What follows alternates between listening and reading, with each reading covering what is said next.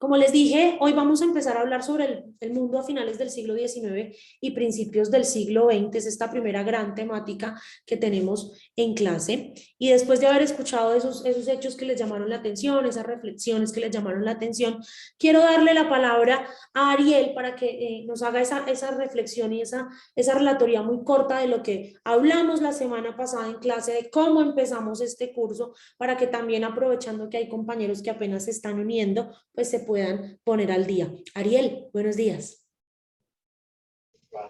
Profe, buenos días. No sé si puedo compartir pantalla, profe.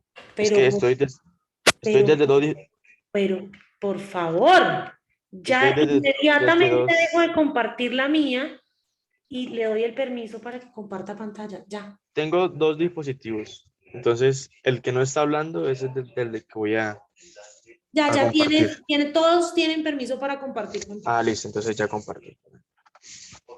El muchacho es muy tecnológico, tiene dos dispositivos. José David, gracias por traerme gente así a la clase. Bueno, compartir.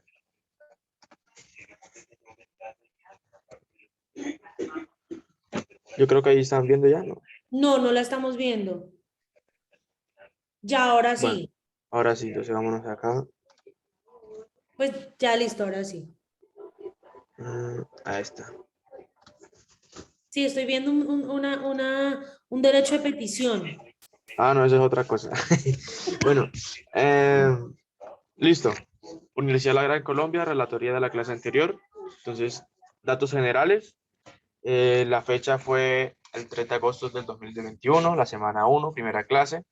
Docente María Isabel Cadrazo Saavedra. En el orden del día hubo la presentación de la profesora, la presentación de los estudiantes, las generalidades del curso, presentación de los temas del curso. Se habló sobre qué es historia, tipos de ciencias y es la historia una ciencia. La relatoría se realiza el día de hoy, 9 de agosto del 2021, por mi persona, materia electiva disciplinar Historia del siglo XXI, grupo 36. En la estructura de la clase se hizo una introducción a la clase. Se utilizaron las palabras claves como historia, ciencia, razonamiento, conjunto, recolección, antecedentes e hitos. La argumentación utilizada en clase fue la historia, que es la ciencia que estudia los sucesos del pasado, generalmente son de la humanidad, aunque también puede no estar centrada en el humano. Asimismo, es una disciplina académica que narra dichos acontecimientos.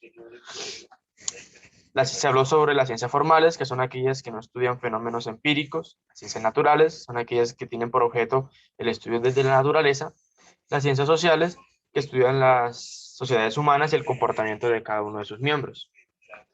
Ya en el análisis de fondo, la estructura argumentativa del tema se trata de la siguiente manera. Para entender qué es la historia, primero se debe entender qué es la ciencia, ya que la historia es una rama de la ciencia, valga la redundancia. La ciencia es aquel conjunto de razonamientos ciertos y probables, los cuales se manifiestan en observación y razonamiento, que es el para deducir las teorías. Y por su parte, la historia como ciencia social se encarga de examinar los fundamentos en los cuales se apoya la creación del conocimiento. Como reflexión personal, la historia como una disciplina del campo de las ciencias sociales reconstruye el pasado, que es una variable, a partir de documentos y evidencias que son clasificadas, valoradas, interpretadas, cuestionadas y conectadas con otros hechos, mismas que se componen a un análisis crítico con la intención de comprender la estructura de los acontecimientos. Y eso es todo. Ariel, muchísimas gracias. Qué relatoría tan chévere y qué formato tan chévere el que hiciste para presentar esta pequeña relatoría. Te agradezco muchísimo. Espero que esto también los motive a seguirse presentando o a seguirse postulando para realizar las relatorías. Después de haber escuchado a Ariel, quiero invitarlos a que nos vayamos al campus virtual y en el módulo que dice semana 2, agosto 10 del 2021, ingresemos a hacer el pequeño quiz de la lectura que teníamos para el día de hoy. Es un quiz de 5 preguntas, van a tener 10 minutos a partir del momento en el que ingresen a hacer el curso. Son las 9:35 de la mañana. A las 9:45 volvemos a, ¿por qué se salen de la sesión? No entiendo. Quédense ahí en Zoom. A las 9:45 yo retomo para que empecemos la clase. Entonces vayan todos al campus. Las únicas personas que no van a hacer el quiz el día de hoy son las personas que ingresaron por primera vez hoy a la sesión. Con ellos al final de la clase hablamos y acordamos cuándo hacemos el quiz.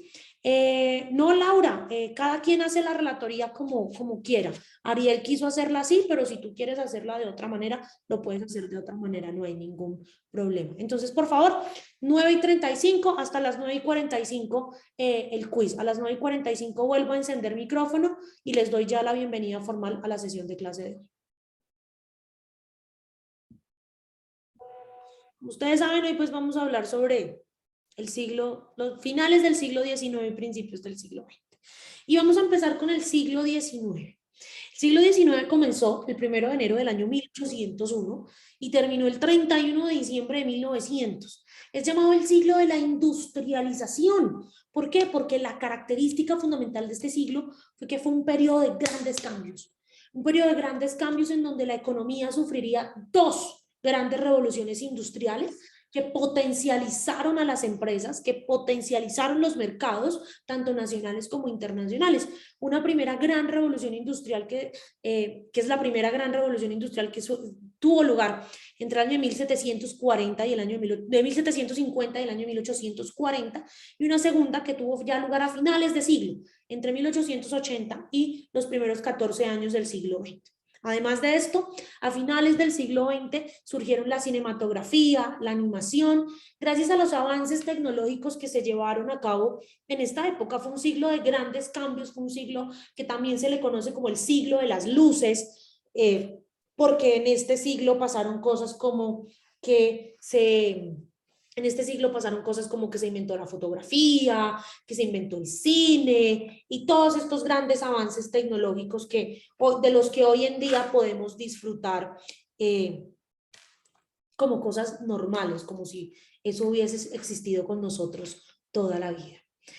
A nivel político, las nuevas ideas, las ideas del siglo anterior, las ideas de la Revolución Francesa, de la Revolución Americana, sentarían las bases para lo que se conoció como las grandes revoluciones burguesas, es decir, para las revoluciones de independencia de América, de los países de América Latina, de algunos países del sur de Asia, de otros países en África. Estas revoluciones se explayarían, se extenderían por todo el mundo, mediante el imperialismo y una unión un poco significativa de las élites de la época con el movimiento obrero, a quien le concederían uno de los grandes avances políticos del siglo, el sufragio universal.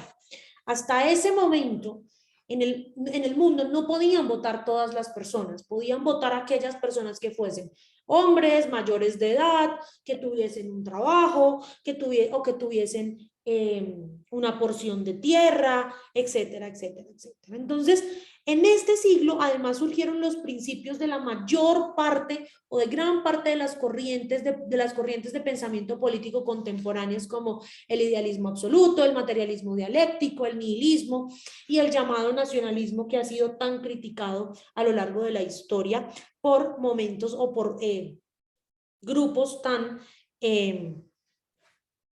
de poca mención o de poca admiración como el nacionalsocialismo o el fascismo, que eran grupos netamente nacionalistas.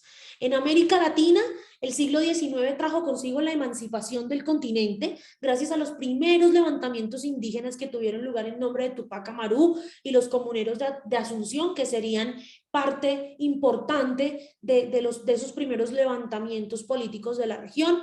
Nuestras fronteras variaron notablemente en todo el siglo. ¿Por qué? Porque se llevaron a cabo los primeros y los más importantes procesos de independencia.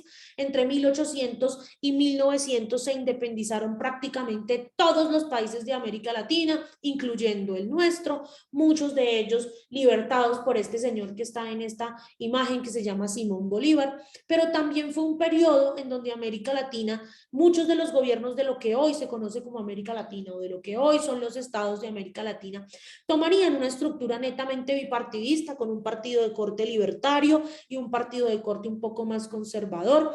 Pulularon los golpes de Estado, pulularon las dictaduras y los fraudes electorales, porque éramos un continente con una fragilidad institucional bastante grande. ¿Producto de qué? Producto de que no sabíamos cómo gobernarnos. Nadie nos enseñó cómo era eso del arte de gobernar. Nadie nos dijo que después de libertados teníamos que gobernarnos. Teníamos que organizarnos. Y eso trajo consigo que fuésemos un poco desordenados.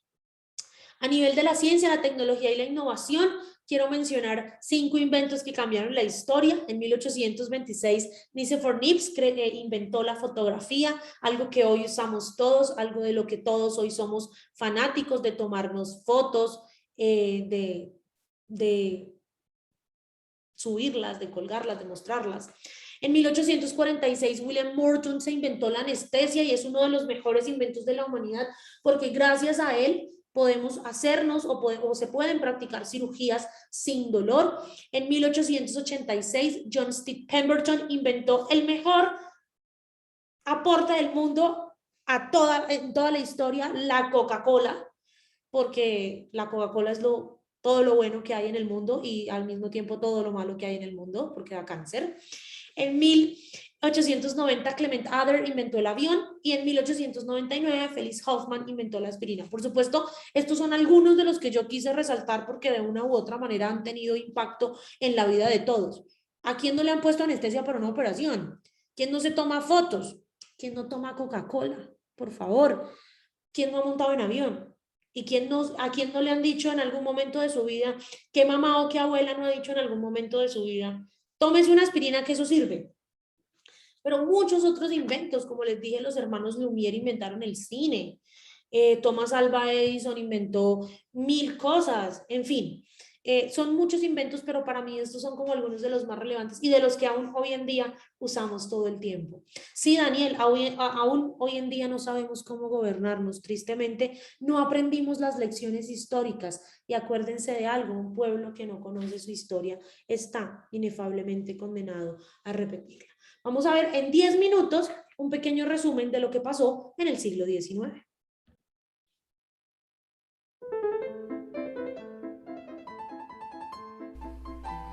Fue una reacción revolucionaria que se originó en Alemania y el Reino Unido a finales del siglo XVIII, que estuvo en contra del clasicismo por sus reglas estereotipadas y el racionalismo de la Ilustración.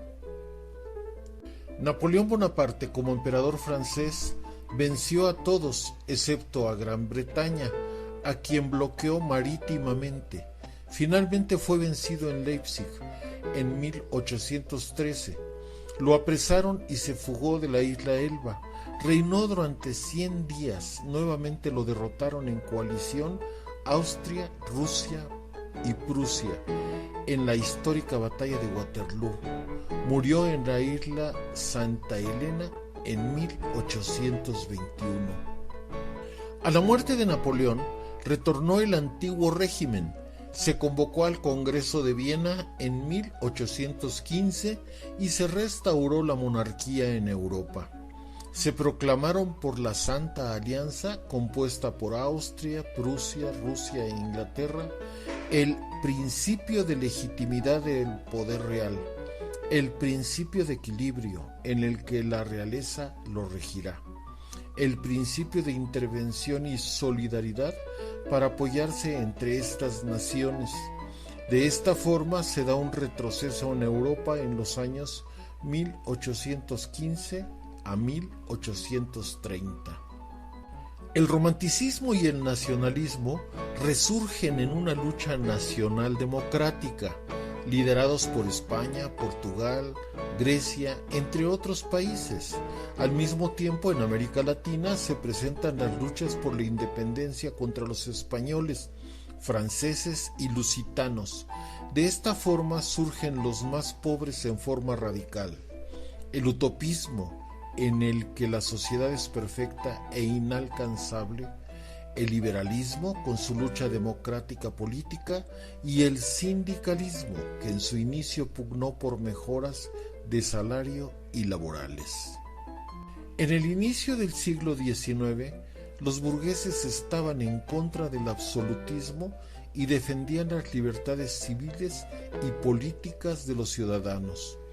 Hubo una lucha por que se crearan constituciones políticas que tuviesen leyes para diferentes causas, como regir a gobernantes y gobernados, y orientadas a los derechos naturales de los individuos para limitar el poder de la monarquía.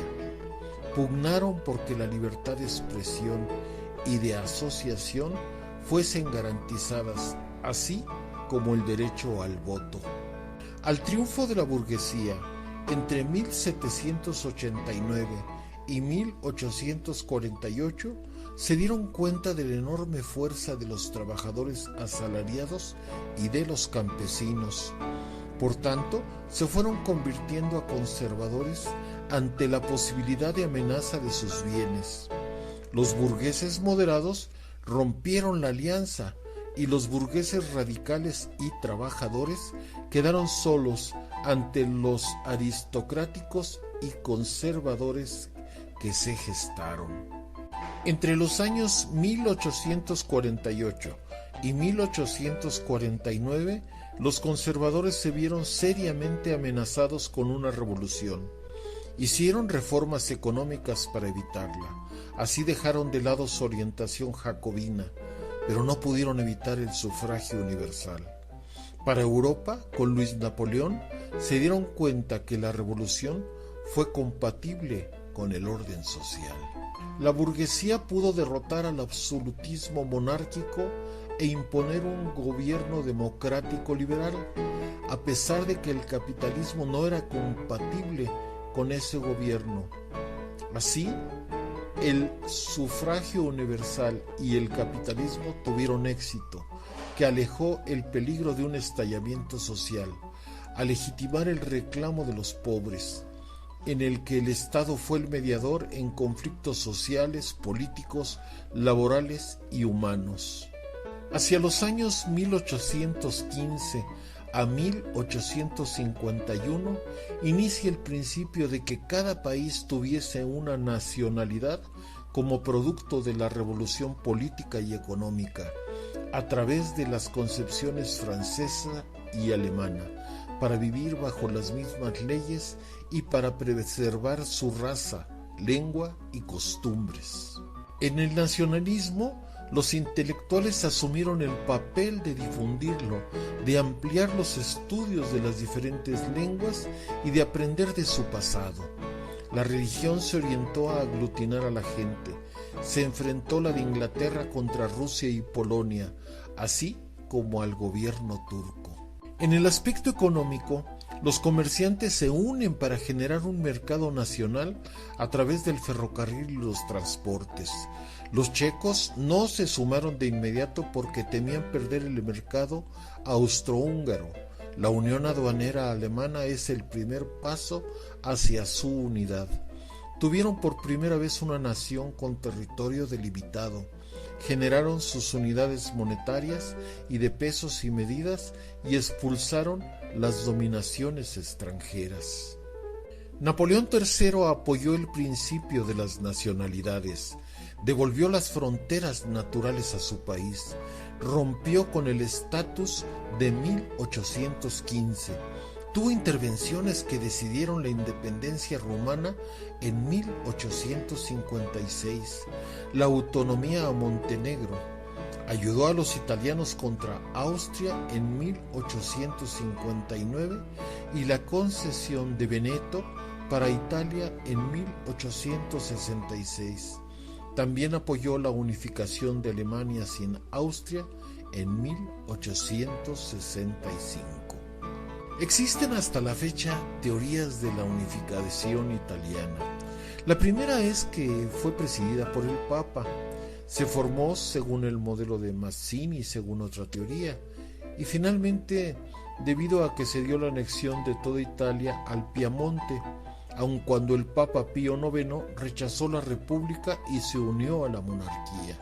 La unificación alemana también se dio con la consideración de las siguientes alternativas: la unión por la voluntad popular, la unión alrededor de Austria y la unión alrededor de Prusia. La Comuna de París fue la primera experiencia del gobierno de la clase obrera ocurrido en 1871, en la que se instauró el sufragio universal y una política autogestionaria. París fue sitiada a finales de 1870 y principios de 1871, en la que triunfaron los prusianos. Se promulgaron la autogestión fabril, la creación de guarderías para obreras, la laicidad obligatoria para el Estado y la obligación clerical para reconocer a las asambleas vecinales y llevar a cabo labores sociales, y la abolición de intereses de las deudas. La comuna fue reprimida brutalmente. Provocó una semana llamada sangrienta. Hubo unos 30,000 muertos y París tuvo una ley marcial durante 5 años. Se origina la segunda revolución industrial, con innovaciones tecnológicas entre finales del siglo XIX y principios del siglo XX, entre los años 1870 a 1920. Se desarrollan las industrias química, eléctrica, petrolera y acerera. Surge el motor de combustión interna, el aeroplano, el automóvil, la producción de bienes de consumo, la refrigeración mecánica y el invento del teléfono. También surgieron el carbón mineral, la electricidad, el vapor, los hidrocarburos, entre otros, nuevas aleaciones, la radio, el telégrafo, el cine, la fotografía y la escritura mecánica, así como el dinamo, el motor eléctrico, los cables de alta tensión, la hidroelectricidad, la soda, los disolventes, conservadores, el alquitrán, las bencinas, aceites industriales, los explosivos, los medicamentos y el taylorismo y el fordismo.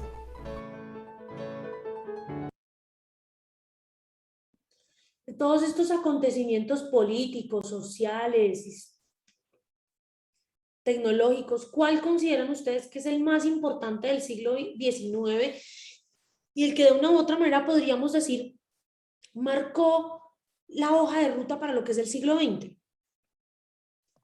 Podría ser la invención del automóvil y el teléfono, que es como uno de los grandes pasos a el descubrimiento de la tecnología. Sí, la invención del automóvil y el teléfono, creo que son cosas que todos seguimos usando y que lo que han hecho es seguir evolucionando constantemente. ¿Quién más se anima a decir algo? Yo creo que los cables, Vamos en orden, Daniel y Edwin. para Daniel, mí los cables de alta tensión, que los son los que cables de alta actualmente tensión. Sí, se pues utilizan casi eso es para algo todo. que hoy usamos todavía. Edwin. Todos son importantísimos porque han cambiado la historia del mundo, pero yo pienso que el Fordismo, la línea de producción en masa. ¿Pero no crees que esa línea de producción en masa hoy en día es parte de algunos de los grandes problemas que tenemos a nivel socioeconómico? Podría ser, doctora, porque yo también diría que los explosivos. Alfred Nobel tuvo una idea muy noble al crear esto y miren lo que terminó este tema de los explosivos, la dinamita, la TNT, el abuso de los medicamentos. Entonces eso es muy relativo en mi forma de pensar, respetando opiniones en contrario. Que en parte por eso Alfred Nobel decide crear los premios que hoy llevan su nombre, como una manera de resarcirse por la culpa que le dio haberse inventado los explosivos, ¿no? Sí, doctora, así es. Aquí dice Julián que el gran Napoleón y la democracia. Yo voy a hacer un comentario bastante impopular en este momento, y es que yo no sé qué tan buen invento sea la democracia. Sé que es el menos malo de los que hay hoy en día, pero no sé qué tan bueno sea el invento de la democracia. Y ya más adelante les voy a ir contando por qué. José David. Profe, pues todos los movimientos sociales que sucedieron después de la Revolución Francesa, que se dieron ya durante el siglo XIX en Francia, el tema de Napoleón y pues todo lo que implicó después que cayera Napoleón, después una república, después otra monarquía, después otra república. De una u otra forma, esto marcó, digamos, el desarrollo de la línea política en Europa, porque pues bien dice como esto que se conoce en ciencias sociales, que es que cuando Francia estornuda, toda Europa se resfría. Entonces yo creo que como todo esto que sucedió en Francia marcó todo lo que iba a suceder durante el resto del siglo en el resto de los estados europeos o pues reinos, que en ese momento todavía hablábamos de los diferentes reinos. Para mí los movimientos sociales son una construcción maravillosa y que si supiésemos usar mejor, sobre todo en América Latina, nos iría tan bien para combatir un poco esos fallos que tiene la democracia y por los cuales a mí no me parece tan perfecta o tan buen invento como nos han hecho creer que es. Tatiana. No, profesor, no. No, pues es que el muchacho estaba hablando de la producción en masa y de alguna manera eso sí hizo que, digamos, que hubiera ese primer paso hacia la industrialización, ¿sí? Porque la producción en masa también ha generado, aunque pues tú hablas, digamos, de un mal impacto, también ha permitido, digamos, que haya asimismo, digamos, gran campo de trabajo para las personas. Digamos que hoy en día eso se ha ido como buscando que sea mucho más natural, con mucho más cuidado. Obviamente que ha sido un proceso muy largo, pero se ha ido adaptando con el tiempo. Gracias, Tatiana. Karina. Profe, buen día. Pues yo quería que el ampliar, aprender y el difundir la historia como lo habían hecho los intelectuales del nacionalismo. Quizás eso es supremamente importante porque el hecho de conocer la historia nos ha permitido o nos permite saber, y vuelvo a lo que les decía la semana anterior, la historia nos permite conocer el pasado, entender el presente y tratar, solo tratar de predecir el futuro. El futuro no se puede predecir, pero sí nos permite como mirar por qué caminos nos podemos mover en esto que se llama la actualidad y la sociedad del mundo. Elian. Pues yo realmente creo que el pilar fundamental o sea, una creación fundamental que ocurrió en el siglo XIX fue la creación del Estado moderno. Muy bien. Yo soy partidario de que todo es una cadena, como la teoría de las fichas de dominó, que por una cae, todos caen. Siempre tomamos en cuenta que, bueno, sí, que la revolución industrial fue un pilar fundamental para la creación de los siglos venideros, pero el inicio de todo fue la creación de un Estado moderno, y más que todo en Francia. ¿Por qué? Porque es que Francia acabó con la monarquía de raíz, la acabó. Hubieron otras revoluciones, como la de Estados Unidos, que creó el federalismo, o la de Inglaterra, pero matar a un rey con semejante popularidad, por decirlo así, decapitarlo y que los pobres, o bueno, no los pobres, sino los ilustrados y burgueses, tomaran el poder y crearan instituciones que ayudarían al proceso para los siglos venideros. Entonces me parece que es algo fundamental y que no tomaron en cuenta. Bueno, hay quienes te dirían que el Estado moderno o el Estado-nación tal como lo conocemos hoy no nació en el siglo XIX, sino que surgió a finales o a mitad del siglo XVII con la paz, con el acuerdo de paz de Westfalia de 1648 que le puso Eso iba a decir, profe, pues yo no mencioné eso porque es que el Estado moderno nació fue ahí, cuando se terminó esta guerra de los 30 años y los acuerdos de paz de Westfalia, fue entre los protestantes y bueno, todos estos, ahí fue cuando nació el Estado moderno, pues para mí, según lo que he aprendido, pues por eso yo no mencioné. Para ti, para mí, para Max Weber y para todos los politólogos e historiógrafos de la historia. Quizá en el siglo XIX lo que pasó fue que el Estado moderno se consolidó como lo que es hoy en día, estados sociales de derecho, estados democráticos, etcétera, etcétera. Pero el Estado moderno, como lo conocemos hoy en día, con esa concepción weberiana de un territorio, una población, un gobierno que ejerce soberanía sobre ese territorio, en esa población, el monopolio legítimo del uso de la violencia y el reconocimiento internacional, realmente se considera que nació en 1648 al final, con el Acuerdo de Paz de Westfalia, que marcó el fin de la guerra a los 30 años entre las grandes potencias europeas del momento.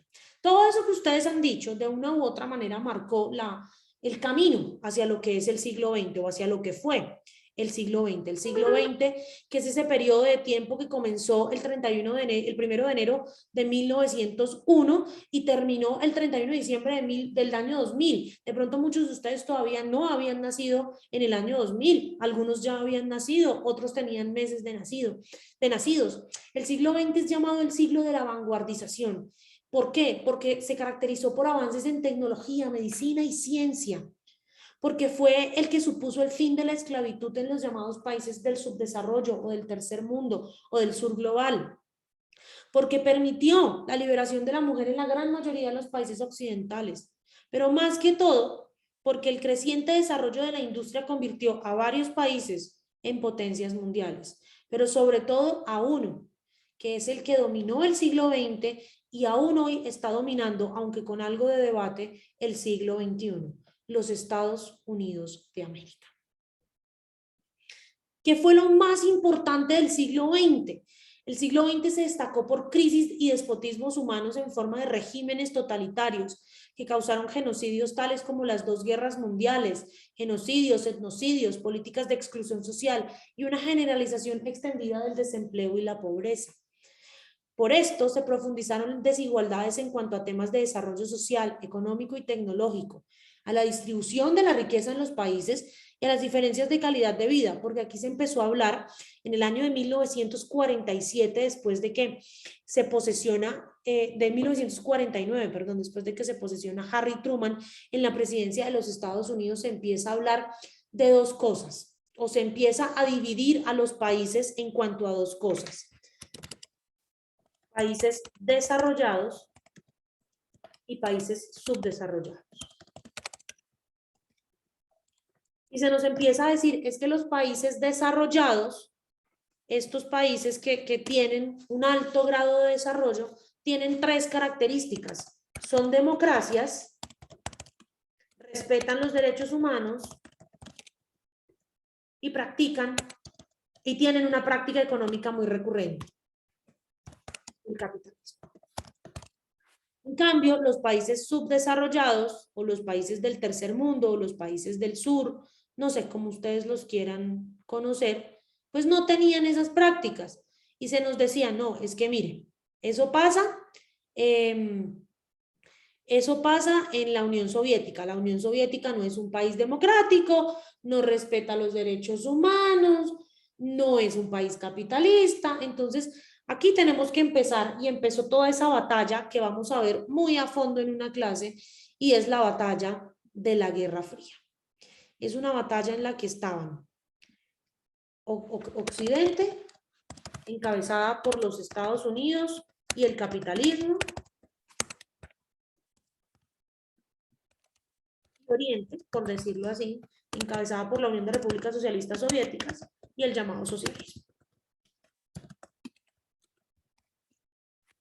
Y al final se nos decía, o el discurso era, no, es que todos los que sigan a los rusos son malos, no son demócratas, no respetan los derechos humanos, vea cómo está Cuba, vea cómo terminó Corea del Norte, vea lo que pasa en China, en la China de Mao. Pero esto lo que hizo fue que empezáramos una competencia por ver qué era bueno, qué no era bueno, y nosotros en América Latina y el Caribe sobre todo, decidimos que era bueno seguir el modelo estadounidense, el modelo del desarrollo, el modelo de las democracias y los países que respetan los derechos humanos y que respetan el capitalismo. Y mucho tiempo y mucho de esto se vio enfocado en que a partir de ciertos momentos de la historia, a partir de cierto tiempo en América Latina, que América Latina se vio plagada de dictaduras de derecha, de dictaduras militares de derecha, como la de Stroessner en Bolivia, como la de Pinochet en Chile, como la de la Junta Militar en Brasil, como la de Videla en Argentina, para prevenir que se nos metiera el comunismo, porque ya el comunismo estaba en América Latina, estaba en Cuba, y estaba financiado por la URSS. Entonces, el siglo XX a nivel político, a nivel económico, se destacó porque fue un periodo de tiempo en donde vivimos en una lucha eterna entre lo que era bueno y lo que era malo, entre el capitalismo y el socialismo, entre hacerle caso a los Estados Unidos, en determinar cómo podía ser el mundo más sano, más bueno, más moderno. Y a nivel, pues, a nivel de historia un poco, de historia cultural, de historia social, les voy a contar un acontecimiento por cada década del siglo. En el año 1905, Albert Einstein desarrolla su famosa teoría de la relatividad, que es la que le valió ser también uno de los hombres más importantes del siglo. En 1914 inicia la Primera Guerra Mundial, de eso no voy a hablar mucho hoy porque ese es el tema de la siguiente clase. La siguiente clase vamos a ver qué fue lo que pasó en la Primera Guerra Mundial, por qué se pelearon, quiénes se pelearon y cómo fueron los gloriosos años 20.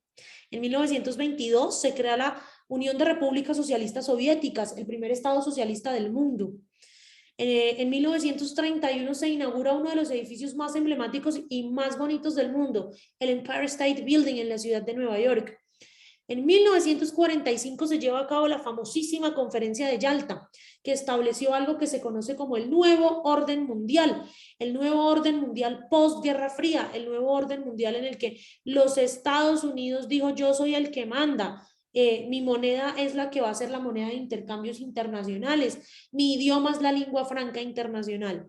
En 1957 se firma el Tratado de Roma, que da inicio a lo que hoy ustedes conocen como la Unión Europea, que en su primer momento fue la Comunidad Económica Europea y después la Comunidad Europea del Carbón y el Acero. En 1965 el señor Mao Zedong emprende lo que se conoció como la Revolución Cultural en China, un intento por expandir el comunismo y por expandir los valores de Mao en el país más grande del mundo. En 1979, un señor llamado Ali Khamenei triunfa con su revolución islámica en Irán, convirtiendo a Irán en uno de los pocos países, en una de las pocas teocracias que quedan en el mundo. En 1986 se da una de las peores crisis nucleares de la historia, la crisis de Chernóbil en Ucrania, que culminó con prácticamente la muerte de muchas personas y la evacuación de una ciudad en la que hoy todavía no se puede evitar. Se dice que Chernóbil o la crisis de Chernóbil fue la punta de lanza para el declive de la Unión Soviética, por el mal manejo que se le dio a la crisis de Chernóbil. Les recomiendo una serie de HBO que se llama Chernóbil.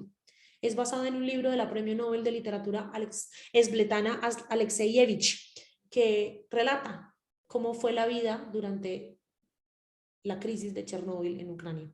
Y en 1990, en las primeras elecciones multirraciales de Sudáfrica, en el año 1994 más exactamente, Nelson Mandela, mejor conocido como Madiba, es elegido presidente de Sudáfrica después de más de 20 años de apartheid, después de haber estado más de 20 años en la cárcel el señor Nelson Mandela. Vamos a ver qué pasó en 10 minutos en el siglo XX y quiero que le presten mucha atención a este video, porque quiero escucharlos, quiero que me cuenten. El siglo XX es un poco más moderno, pueden tener un poco más de conocimiento del siglo XX. Algunos, como yo, nacimos en el siglo XX, somos nativos del siglo XX.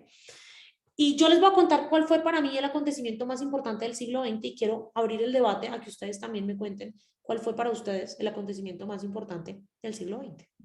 El siglo XX ha sido sin duda el siglo más apasionante desde el punto de vista histórico, un siglo en el que ha habido de todo y en el que el ser humano consiguió avanzar más que en toda su historia anterior. En el vídeo de hoy vamos a repasar todos los hechos importantes del siglo XX desde su comienzo hasta sus últimos días. En el ámbito militar, el siglo empezaba movidito. En 1902, Estados Unidos vence a la recién proclamada República de Filipinas, llevándose por delante un 10% de la población filipina. 3 años después, en 1905, Japón se convierte en la primera nación del Extremo Oriente en ganar una guerra a una potencia europea, tras aplastar a los rusos en la guerra ruso-japonesa. Por su lado, Alemania crecía industrialmente a pasos agigantados y se había sumado a la carrera colonial que llevaban principalmente Francia y Reino Unido. El miedo de estos últimos a Alemania hacen que se cree en 1907 la Triple Entente, una alianza entre Francia, Reino Unido y Rusia. Por su parte, países como Australia, Cuba, Panamá, Noruega o Bulgaria obtienen su independencia en los primeros años del siglo XX. Sin embargo, lo más importante de la primera década del siglo XX no ocurrió en el plano militar. Si por algo había destacado el siglo XIX, es por la revolución industrial, que hizo que la humanidad progresase en casi todos los campos del conocimiento a una velocidad nunca vista hasta la fecha. Sin embargo, la revolución industrial no había sido más que el principio de una vertiginosa carrera económica y científica que se extendió durante todo el siglo XX. El siglo XX comenzó con 2 hechos que marcarían la historia hasta nuestros días. Por un lado, Henry Ford es capaz de producir su modelo T en cadena. El sistema de producción en cadena fue el pistoletazo de salida de una de las industrias más florecientes del siglo XX, la industria automovilística.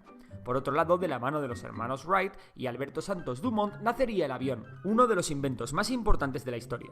También en la primera década del siglo XX, concretamente en 1905, Albert Einstein realizó su famosa teoría de la relatividad. Durante los años 10, ocurren hechos mundialmente conocidos como el hundimiento del Titanic, la independencia del Tíbet o la Revolución Mexicana de la mano de Emiliano Zapata. Sin embargo, todo ello quedará eclipsado por la Primera Guerra Mundial, en la que la Triple Entente, junto a otras potencias como Estados Unidos, Japón o Italia, vencen a las potencias centrales lideradas por Alemania, el Imperio Austrohúngaro y el Imperio Otomano. Estos dos últimos desaparecieron tras la guerra y Alemania fue humillada mediante el Tratado de Versalles, que incluía el pago de grandes reparaciones de guerra a los países aliados, la cesión de territorios alemanes e importantes restricciones militares a las fuerzas armadas alemanas. Por otro lado, en Rusia ocurre la Revolución Rusa, tras la cual los bolcheviques con Lenin a la cabeza ganan una guerra civil y ponen por primera vez en práctica el comunismo, fundando la Unión Soviética en 1922. Lenin pronto muere y Stalin le sucede en su cargo en 1924. Los años 20 destacan por el auge de los fascismos. Benito Mussolini se hace con el poder en Italia, Miguel Primo de Rivera en España y Alejandro I en Yugoslavia. En 1921 Adolf Hitler fundará el Partido Nazi en Alemania. No obstante, sin duda el hecho más importante de los años 20 es el estallido del llamado crack del 29, que trajo consigo una tremenda crisis económica que se conocerá como la Gran Depresión. Precisamente, la crisis generada por la Gran Depresión y el ya mencionado Tratado de Versalles sirven a Hitler para hacerse con el poder en Alemania en 1933. En España, tras una segunda experiencia republicana, estalla una guerra civil que acabará con Franco en el poder, iniciando una dictadura que durará hasta 1975. De hecho, es durante la guerra civil cuando Picasso pinta el Guernica, que denuncia el bombardeo de Guernica, y es que la aviación alemana ya se estaba preparando en España para la Segunda Guerra Mundial. La Segunda Guerra Mundial estalla en 1939, con la invasión alemana de Polonia. En la Segunda Guerra Mundial, los aliados liderados por la Unión Soviética, Reino Unido y Estados Unidos derrotan a Alemania, Italia y Japón. La guerra deja entre 50 y 70 millones de muertos. Durante la Segunda Guerra Mundial, Estados Unidos creó uno de los inventos más importantes de la historia de la humanidad, la bomba atómica, que es puesta en práctica en las ciudades japonesas de Hiroshima y Nagasaki. Tras la Segunda Guerra Mundial, el mundo se divide en 2 bloques, uno bajo la influencia comunista de la Unión Soviética y otro bajo el paraguas capitalista de Estados Unidos. Da comienzo así la Guerra Fría, en la que el mundo estuvo durante décadas al borde de una guerra nuclear. El fin de la guerra también trae consigo la creación de la ONU, la UNESCO, la Declaración de los Derechos Humanos y el Plan Marshall para reconstruir Europa. La Guerra Fría también supondrá la creación de la OTAN para hacer frente a la Unión Soviética.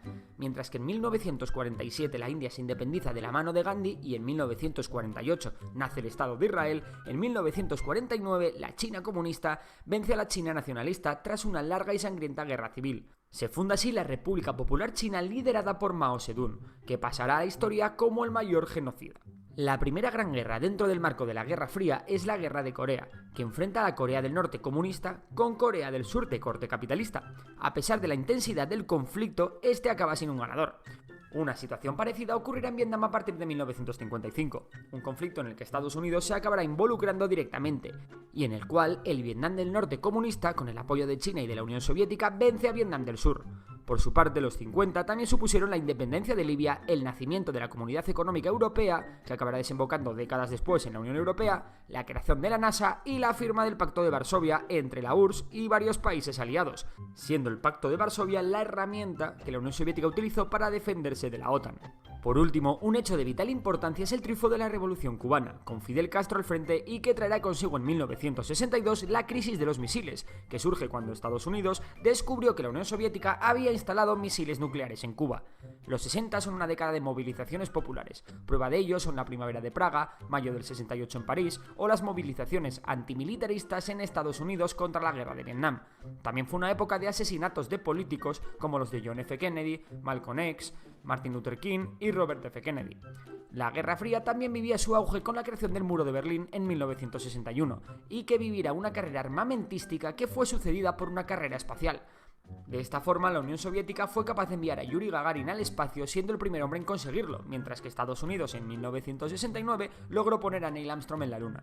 Los 70 comenzaron con el estallido de una gran crisis económica conocida como la crisis del petróleo, provocada por una subida enorme de los precios del petróleo. Los 70 también destacan por el auge de grupos terroristas de extrema izquierda como ETA en España o el IRA en Irlanda del Norte. En 1973, Israel gana la guerra de Yom Kippur, siendo esta la tercera guerra ganada por Israel a sus vecinos árabes. Y mientras que en Estados Unidos se destapa el escándalo Watergate, en España, Portugal y Grecia vuelve la democracia. En América Latina, Chile lleva a cabo una experiencia marxista de la mano de Salvador Allende, que será cortada vía golpe de Estado apoyado por Estados Unidos. El sanguinario Pinochet se hará con los mandos del país. Los 80 destacarán por un gran desarrollo económico que llega incluso a la parte más oriental de Asia. Un desarrollo que contrasta con las grandes hambrunas que azotan África, y mientras tanto, un golpe de Estado fracasa en España en 1981. En el 82, Argentina y Reino Unido van a la guerra por las Islas Malvinas, una guerra que ganan los británicos. En 1985, México fue sacudido por un gran terremoto, mientras que Mikhail Gorbachev se hizo con el control de la URSS. Una URSS que, en claro declive y más tras el desastre nuclear de Chernóbil, ve como el muro de Berlín cae en 1989, convirtiéndose en el gran símbolo del fin de la Guerra Fría. Tanto en los 70 como en los 80 se produce una gran revolución cultural y surgen leyendas tanto en el cine como en la música, que había visto como desde la aparición de los Beatles en los años 60 había iniciado un desarrollo y una innovación como nunca antes se había visto. Los 90 comienzan con varios hechos de gran importancia. El mundo no solo se estremecía por la muerte de Freddie Mercury. En 1990 Estados Unidos invade Irak en la llamada Guerra del Golfo. La Irak de Saddam previamente había librado una guerra contra Irán y había invadido Kuwait.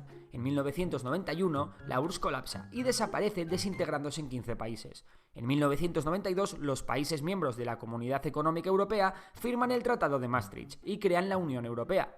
En los 90 también se libra la última guerra en Europa, las llamadas guerras yugoslavas, que supondrán la disolución de Yugoslavia en varios estados, como Serbia, Croacia, Bosnia, Macedonia, Eslovenia.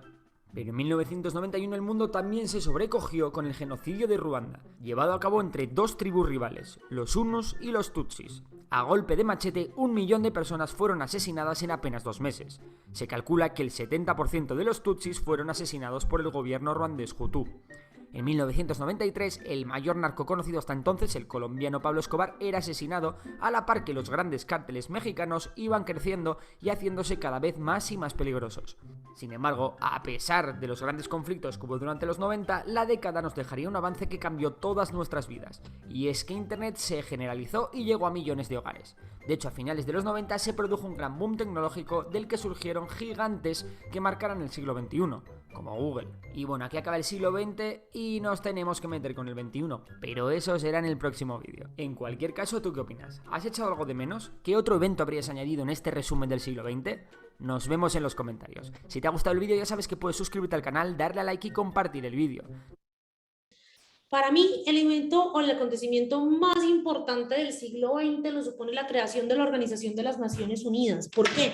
Porque fue el primer organismo nacido producto del multilateralismo de los estados que entendió que mediante la cooperación internacional para el desarrollo se pueden lograr grandes cosas, se pueden hacer actividades, se pueden hacer, generar o desarrollar programas que permitan que el mundo sea más estable, que el mundo sea más pacífico a lo largo de los años. Puede ser muy idealista, muchas personas están en contra del surgimiento de la Organización de las Naciones Unidas. Para muchas personas, el surgimiento de la Organización de las Naciones Unidas no ha generado sino problemas más que soluciones, pero para mí el nacimiento de la ONU es lo más importante que ha pasado en el siglo. ¿Ustedes qué piensan? ¿Cuál fue el acontecimiento más importante del siglo XX para ustedes? Porfa, vayan levantando la mano para irles dando la palabra en orden. Daniel.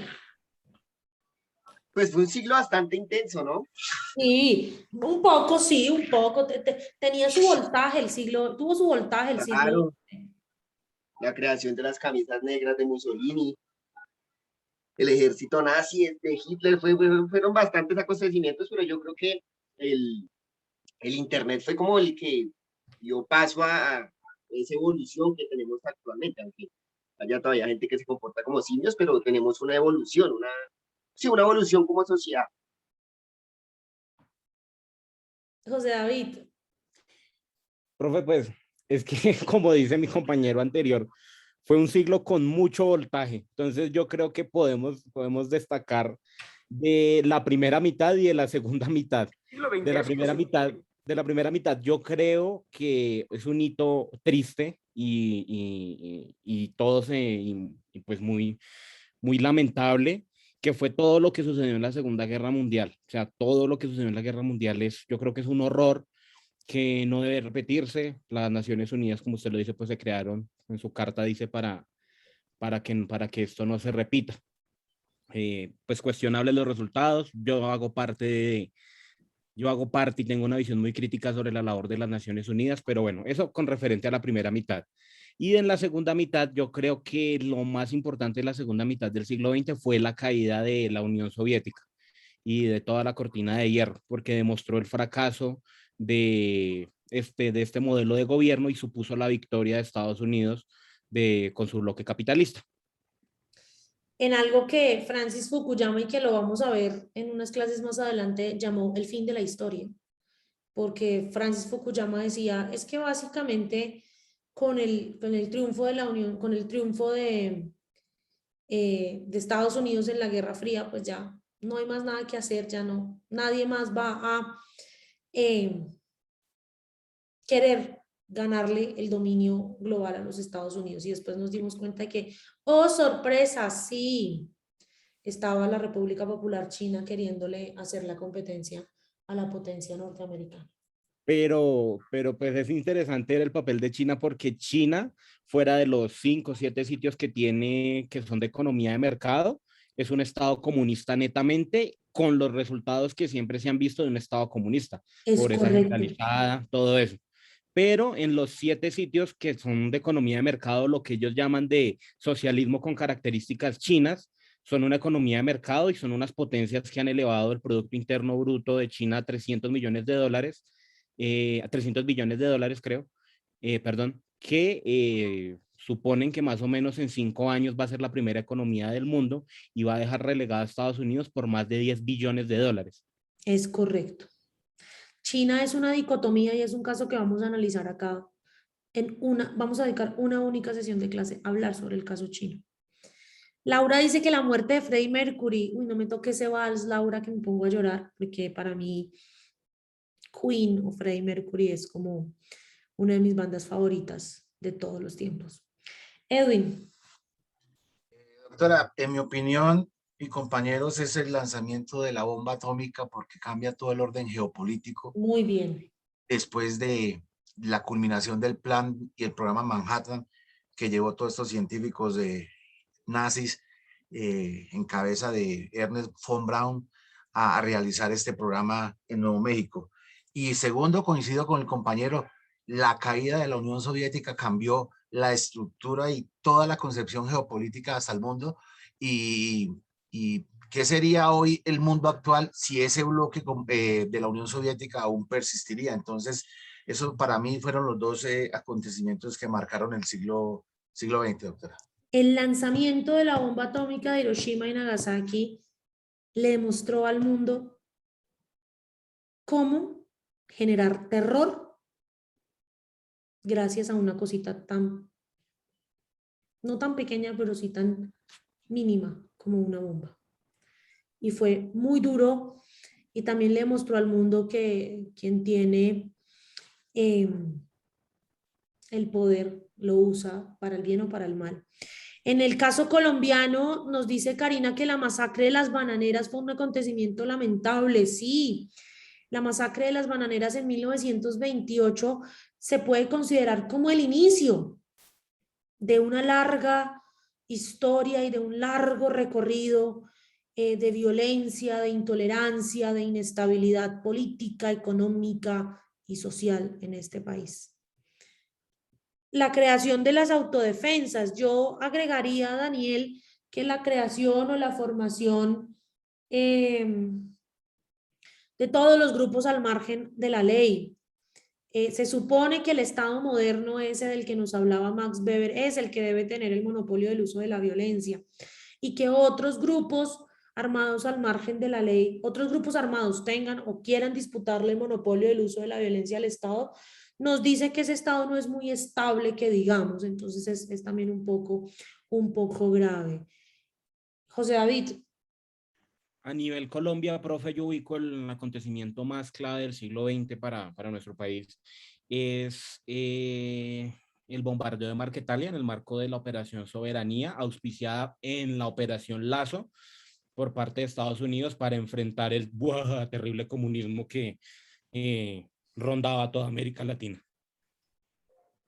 Sí, y yo le voy a sumar uno más modernito, bueno, un poco como unos 32 años. El magnicidio de Luis Carlos Galán.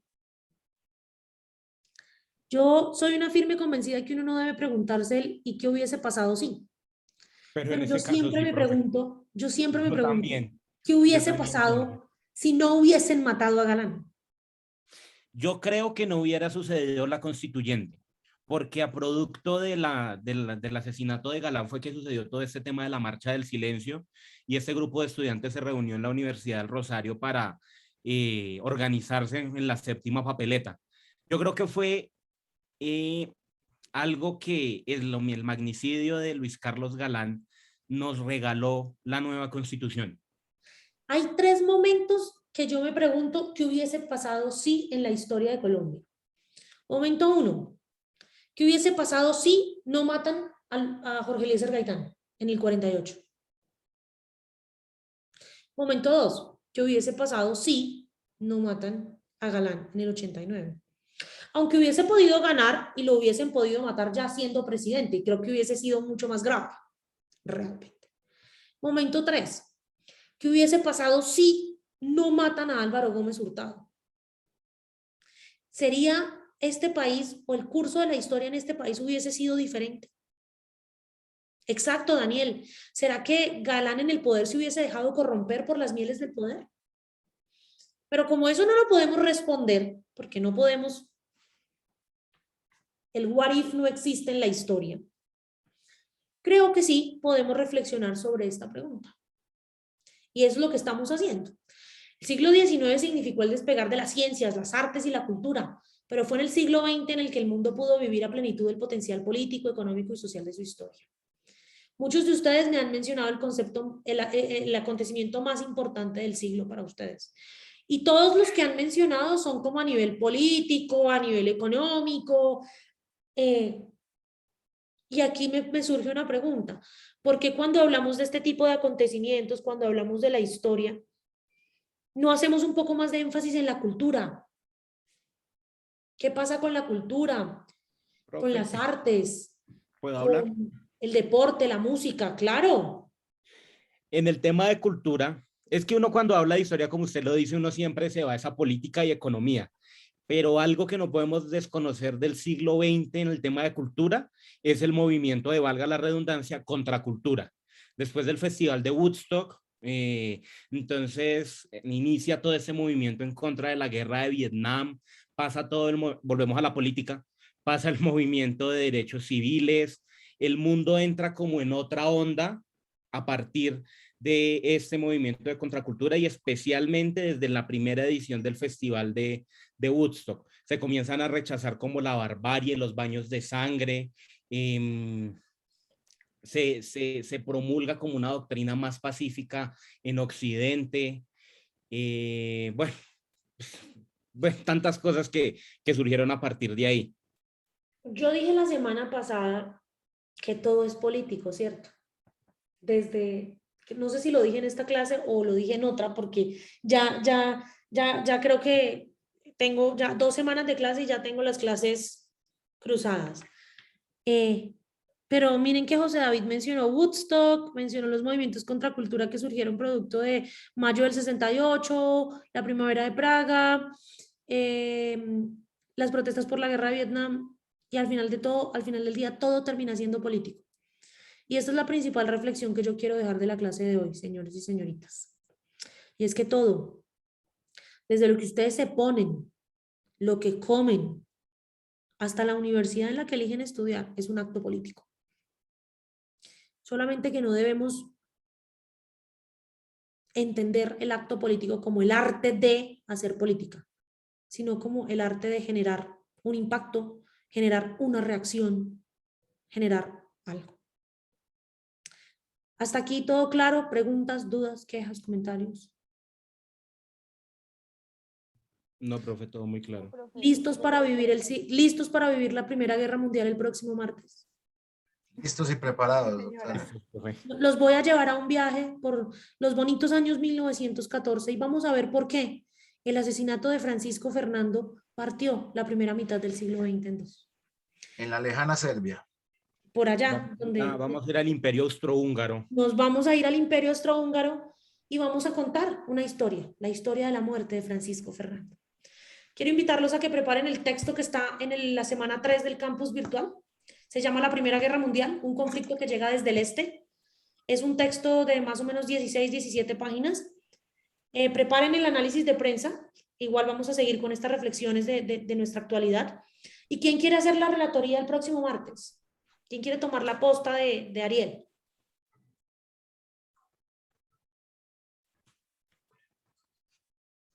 Ninguno. Nadie. Yo digo un número, profe. Tú dices un número y yo cuento aquí el número de personas en la sala de Zoom y a esa persona le toca. Listo, listo. Hágale pues. El 16. Bueno, cierre su micrófono, por favor. 1, 2, 3, 4, 5, 6, 7, 8, 9, 10, 11, 12, 13, 14, 15, 16. Julián, ¿aceptas el trabajo? Claro que sí, doctora, no hay ningún Me encanta. inconveniente. Muchas gracias, Julián, por tu voluntad, no voluntad, por tu voluntad impuesta. No sé, sí quería, pero la verdad está un poquito embolatado. No, bueno, ya, menos mal que sí querías. Chicos, por aquí están pidiendo el link del grupo de WhatsApp. José David, Ay, tú sí, ya lo lo envié, profe. compartiste. Ya, deme. Chicos, muchísimas gracias por la asistencia, muchísimas gracias Doctora. por la participación. Doc. Me gustaría que las personas que no estuvieron la semana pasada en clases se quedaran conmigo 5 minutos.